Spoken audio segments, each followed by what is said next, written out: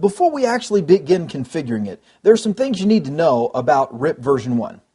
First of all, it uses the hop count as the only metric. What that means is that it's really not sensitive to all of the line conditions. It doesn't understand the cost or bandwidth of any of that fun stuff that all the other protocols do. In fact, it only uses the number of transit routers in the path as the ultimate metric, and that's not necessarily very good, especially when we're dealing with a large number of WAN connections and things like this. So RIP is definitely a small network protocol. Now, it is the least believable of all the protocols, so Cisco has given it an admin distance of 120. Because of its lack of metric, where it doesn't understand real line conditions, it's definitely going to be the least believable of any other routing protocol that you might install. So if I do have multiple routing protocols, I'll see that every other routing protocol would take precedence over routes learned from RIP. The one big drawback of RIP is that even though it's really not believable at all, it's still very chatty.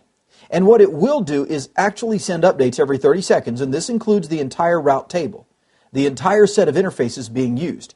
Every single 30 seconds, it's going to broadcast this data to 255.255.255.255, which is just amazing. Even about information that hasn't changed in 3 years, we're going to see RIP continuing to send data out of every interface every 30 seconds.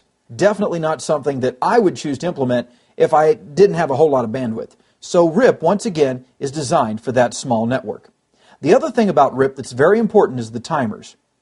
There is an invalid, a flush, and a hold down timer that are set, and they are based upon the direct calculation of the 30-second update interval. A route is considered invalid if it has been held down for more than 180 seconds.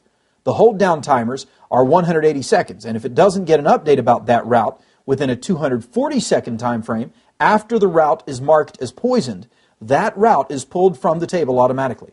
So those are the timers that are set automatically for RIP. By the way, they are adjustable.